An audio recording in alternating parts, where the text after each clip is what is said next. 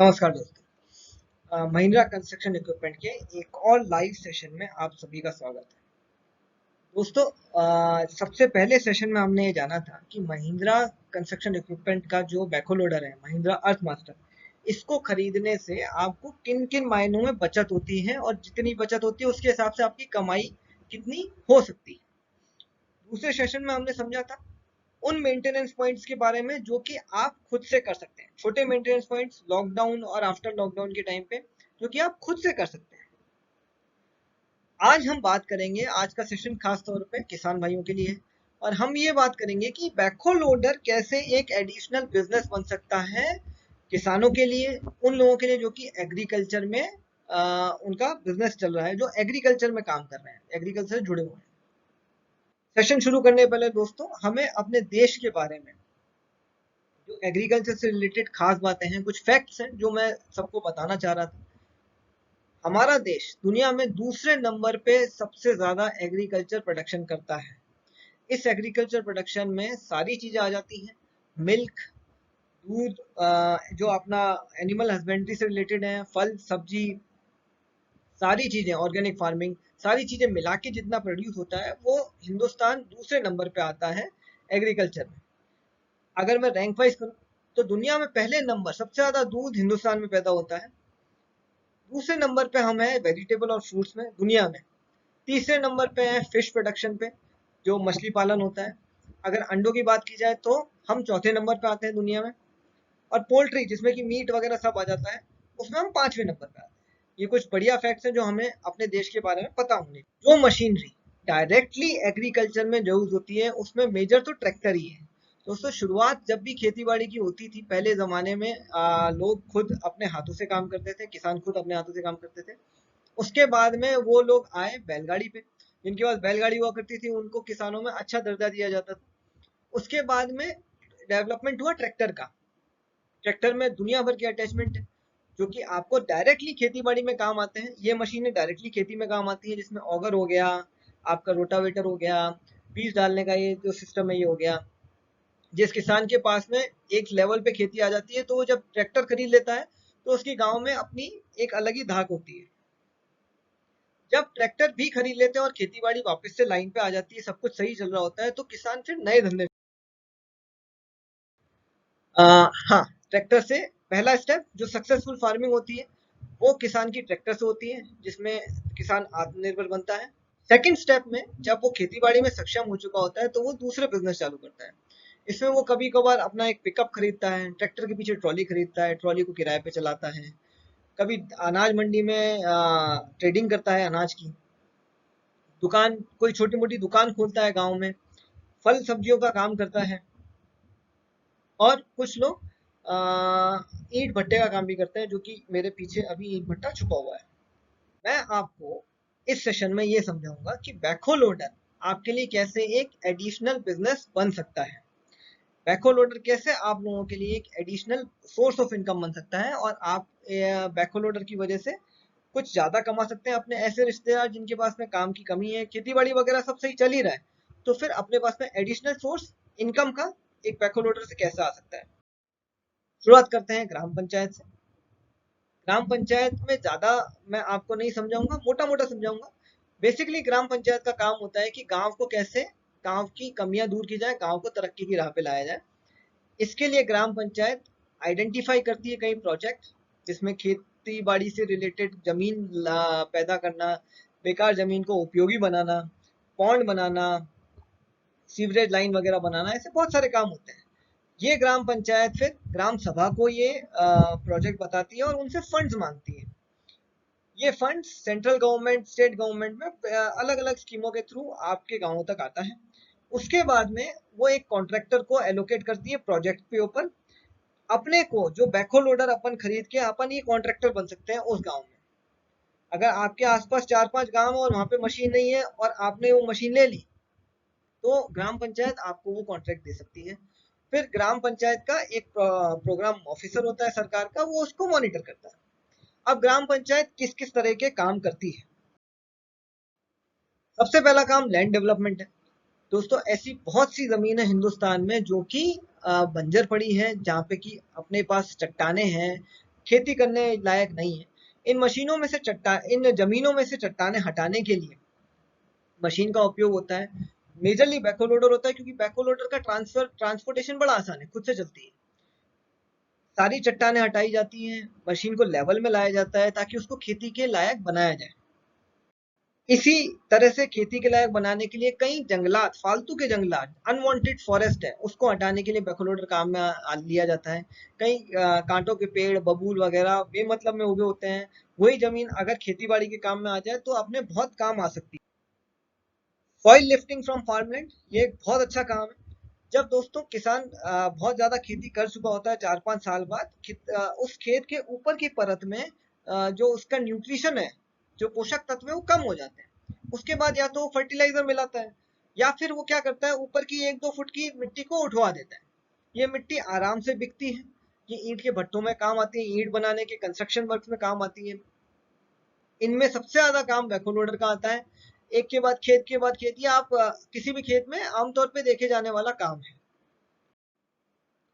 Man made pond, ये सरकार ने एक बहुत अच्छी योजना चालू की थी मनरेगा की, जिसमें कि आर्टिफिशियल पॉन्ड बनाए जाते थे। ये खड्डे उन जगह बनाए जाते हैं जहाँ पे पानी की कमी होती है। बारिश के टाइम पे इन खड्डों में पानी इकट्ठा हो जाता है, और ये पानी अपन फिर आगे आने वाले पूरे साल में काम में लेते हैं खेती बाड़ी की। इसको वाटर कंजर्वेशन कहते हैं। तो इन पॉन्ड्स को ये लोकल ग्राम पंचायत भी बनाती है, प्लस लोकल कई खेत जिनके पास बहुत बड़े बड़े खेत होते हैं वो खुद भी बनवाते हैं। किराए पे मशीन लेते हैं, उसके बाद पॉन्ड बनाते हैं, बाद में ये पानी खेती बाड़ी के काम में लिया जाता है। बाउंड्री क्रिएशन, ट्रेंचिंग करती है मशीन। छोटी ट्रेंचिंग बकेट आती है मशीन में, उसके बाद ट्रेंचिंग करके उसमें नींव खोद के बाद में दीवार बनाई जाती है ताकि खेत अलग अलग हो जाए। ऐसे छोटे छोटे काम बहुत होते हैं। एक मेजर काम गाँव में होता है, वो है सीवरेज पाइप और पीने की पाइपलाइन का कनेक्शन बैठाना। दोस्तों आज के टाइम पे भी हिंदुस्तान में ऐसे कई गांव हैं जहाँ पे कि सीवरेज पाइपलाइन नहीं है। अपनी मशीन में ट्रेंचिंग होती है और ट्रेंच करके छोटे छोटे सीवरेज पाइपलाइन बैठाए जाते हैं ताकि गांव को स्वच्छ बनाया जा सके। इसी तरह पीने के पानी की सप्लाई भी इन पाइपलाइन के थ्रू होती है। हर गांव को कनेक्ट करने के लिए सरकार अपनी तरफ से मेहनत कर ही रही है। इसके अलग अलग प्रोजेक्ट आते हैं और वहां पे अपनी मशीन एम्प्लॉय की जा सकती है। कई ऐसे गांव हैं जहाँ पे पानी बहुत ज्यादा आता है, जहाँ पे बारिश बहुत ज्यादा होती है। ये बारिश इतनी ज्यादा होती है कि वो पानी अपना बाढ़ के रूप में आसपास गांवों में आ जाता है, खेतों में बर्बादी होती है। उसको चेक करने के लिए छोटे छोटे वाटर चेक पॉइंट्स बनाए जाते हैं। ये चेक पॉइंट्स इंसानों से नहीं बन सकते क्योंकि भारी भारी पत्थर लगाने होते हैं। इस काम में कई जगह मशीन बहुत काम में आती है। इनको छोटे टैंक बोलते हैं, वाटर चेक पॉइंट्स कहते हैं। कई बार किसी नदी का आपने को थोड़ा सा पानी खेतों में डलवाना हो, तब भी अपन नदी का मुंह मोड़ने के लिए ऐसे छोटे चेक पॉइंट बनाते हैं ताकि एक नहर निकाली जा सके। कनाल क्लीनिंग, ये एक मेजर एप्लीकेशन है दोस्तों। नदियों से खेतों में पहुंचाने के लिए नहरें बनाई जाती हैं। पानी खेतों तक पहुंचाने के लिए नहरें बनाई जाती हैं। इन नहरों की गहराई सपोज करो 10 फीट के आसपास अगर किसी नहर की गहराई है, तो जब नदी से पानी आता रहता है तो उसके बेड पे मिट्टी जमती रहती है। तो वो जो 10 फीट की गहराई है, over a period of time वो 8 फीट की रह जाती है, 7 फीट की रह जाती है। उसकी वजह से जब पानी का वॉल्यूम ज्यादा आता है, तो वो वॉल्यूम, क्योंकि गहराई कम हो गई, नहर छोटी हो गई, तो वो पानी आसपास के खेतों में बिखर के आ जाता है और खेतों को नुकसान पहुंचा सकता है। तो उस केस में उस नहर की सफाई करना जरूरी होता है, जो कि बैकहो लोडर के माध्यम से होता है। छोटी नहरों का जितना भी सफाई होती है, ये बैकहो लोडर के माध्यम से होती है। इससे वापस से नहर को गहरा किया जाता है और नहर की देखरेख होती है और उसकी मुंडेर वापस से सही बनाई जाती है ताकि खेतों को नुकसान ना हो। ये एक स्पेशल अटैचमेंट है दोस्तों। खास तौर पे गन्ना हैंडल करने के लिए बनाया गया है, शुगर केन हैंडलिंग के लिए बनाया गया है। यूपी में बहुतायत में शुगर केन होता है।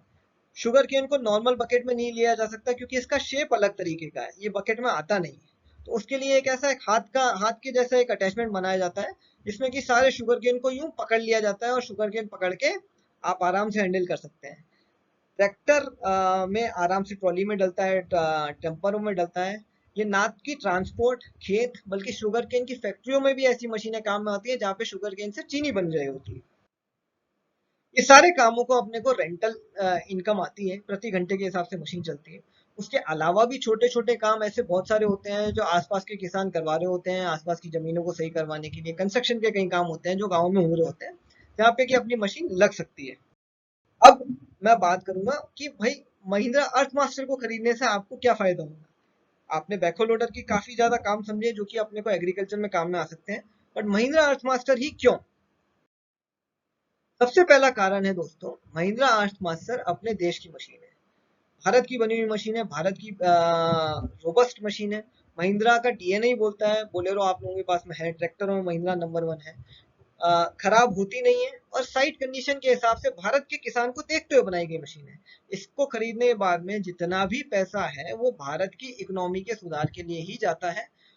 बाकी कंपटीशन में जो विदेशी मशीन अपन अगर खरीदते हैं तो उसका कुछ हिस्सा प्रॉफिट का बाहर जाता ही जाता है, वो नहीं रुकेगा, क्योंकि बाहर की कंपनी अगर यहाँ इन्वेस्ट करेगी तो उसको प्रॉफिट तो चाहिए ही चाहिए, अदरवाइज वो इन्वेस्ट नहीं करेगी। तो पहला कारण तो मेरे देश की मशीन है। दूसरा कारण अगर मैं देखूं तो कम से कम 1-1.5 लाख रुपए कंपटीशन से सस्ती मिल जाती है। डीजल कम खाती है, 73 रुपए के हिसाब से अगर मैं आधा लीटर का फर्क देखूं तो प्रति महीना 9,000, कोई मशीन अगर 250 घंटा चलती है तो 9,000 के आसपास की बचत करती है। मेंटेनेंस इसका 14 रुपए से कम है कंपटीशन में। इस पूरी स्लाइड के ऊपर मैंने पहला एक पूरा सेशन किया हुआ है Mahindra art master cost overall operating cost के ऊपर, ओनरशिप कॉस्ट ऑफ ओनरशिप के ऊपर एक पूरा सेशन है, उसका लिंक मैं आपको दे दूंगा।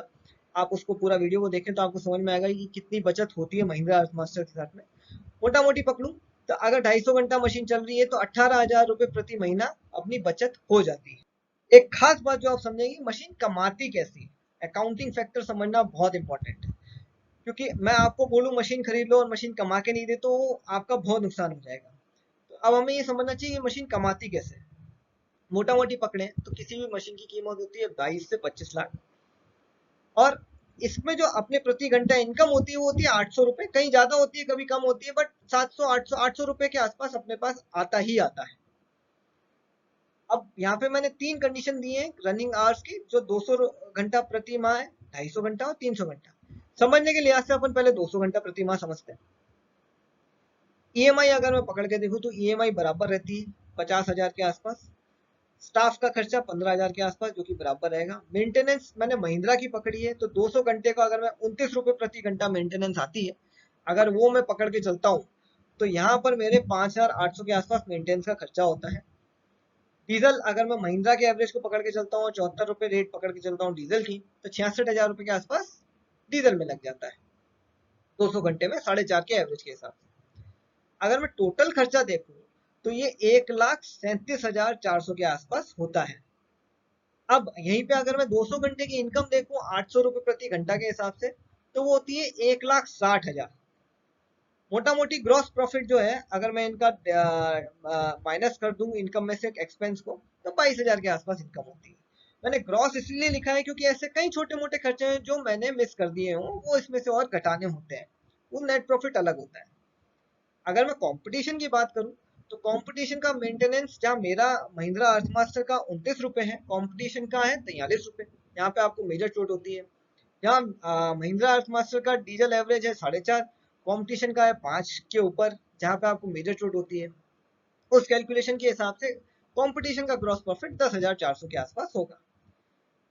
सोचने की बात यह है कि अगर यही मशीन महीने का 250 घंटा चलती है तो आपका ग्रॉस प्रॉफिट बढ़ के हो जाता है 44,500 रुपए के आसपास, और अगर यही मशीन 300 घंटा प्रति माह चलती है तो यही आपका प्रॉफिट हो जाता है 66,400 रुपए। तो दोस्तों ये बात हमें कोई भी मशीन खरीदने से, कोई भी धंधा खरीदने से पहले ये समझना होगा कि हम उस धंधे में कितना कमा सकते हैं हर महीना।